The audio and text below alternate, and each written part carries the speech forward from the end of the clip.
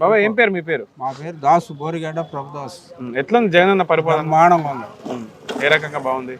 ఏది పింఛన్లు అమ్మఒడి ఇవన్నీ ఎత్తున్నాడు. ఇంకేం కావాలి చెప్పు.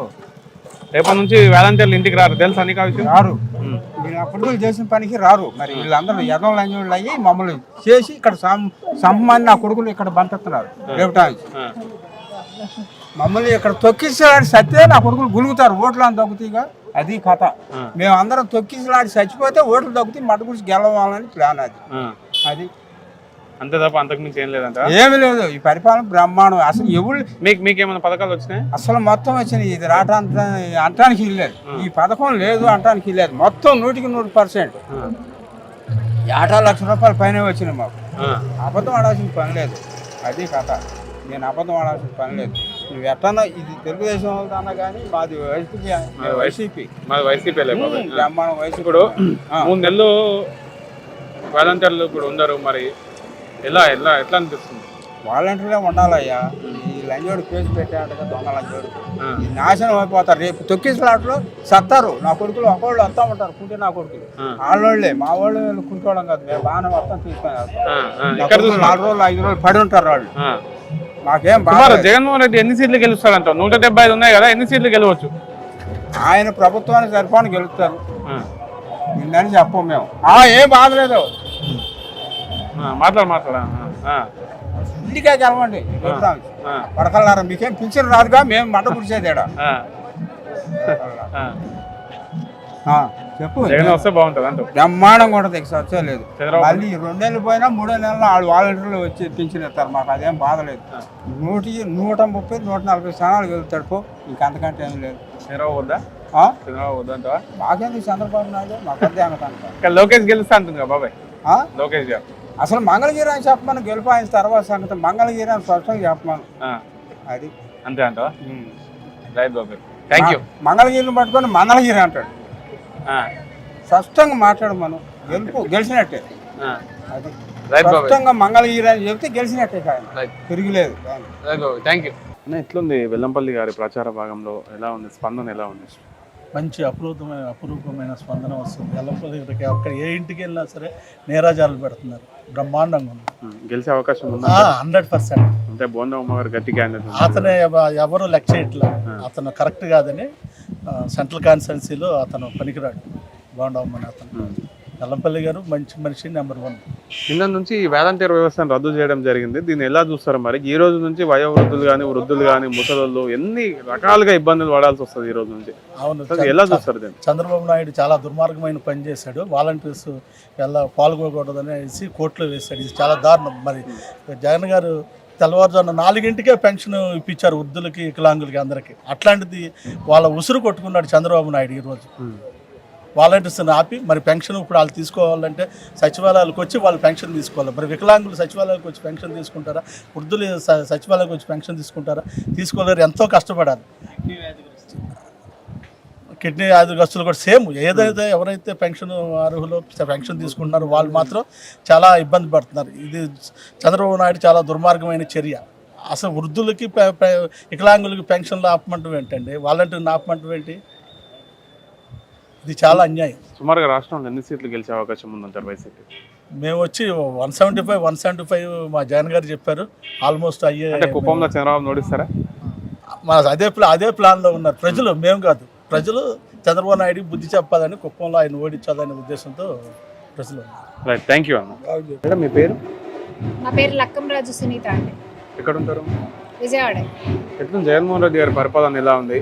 సెంట్రల్లో వెల్లంపల్లి గారు గెలిచే అవకాశం ఉందంటారా మరి? జగన్మోహన్ రెడ్డి గారి పరిపాలన ఎలా ఉంది అని అంటే, ప్రతిరోజు మేము సిద్ధం అని కోట్లాదిగా తరలి వచ్చే ప్రజలే చెప్తా ఉన్నారు.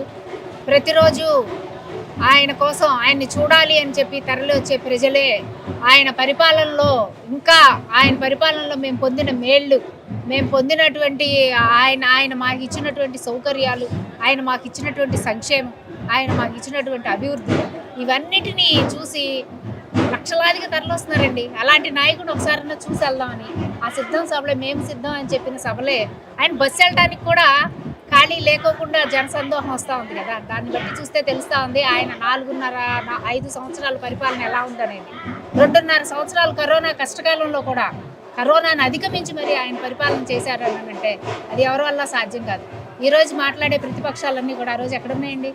చంద్రబాబు నాయుడు గారు ఆ రోజు వెళ్ళి హైదరాబాద్లో ఉన్నారు, పవన్ కళ్యాణ్ గారు హైదరాబాద్లో ఉన్నారు. ఇక్కడే ఉండి ప్రజల గురించి ఆలోచించి కరోనా కష్టకాలంలో ప్రజలందరూ అవసరాలు తీర్చి వారికి ఇంటి వద్దకే పరిపాలన అందించినటువంటి మహానుభావుడు జగన్మోహన్ రెడ్డి గారు. ఆయన్ని చూడటం కోసం వేలాదిగా లక్షలాదిగా కోట్లాదిగా జనం తరలిస్తూ ఉన్నారు. నిన్న నుంచి ఈ వాలంటీర్ వ్యవస్థను బంద్ చేయడం ఈసీ నోటీసులు బంద్ చేయడం జరిగింది. మరి దీన్ని ఎలా చూస్తారు మీరు?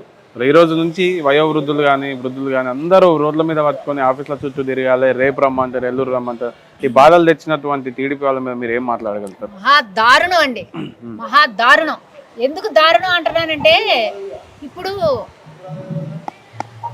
పంచాయతీ సెక్రటరేట్లో ఫంక్షన్స్ ఇస్తుంటే అది వాళ్ళు ఇవ్వలేక అక్కడ పనిచేసే సిబ్బందికి వల్ల కాకే కదండి.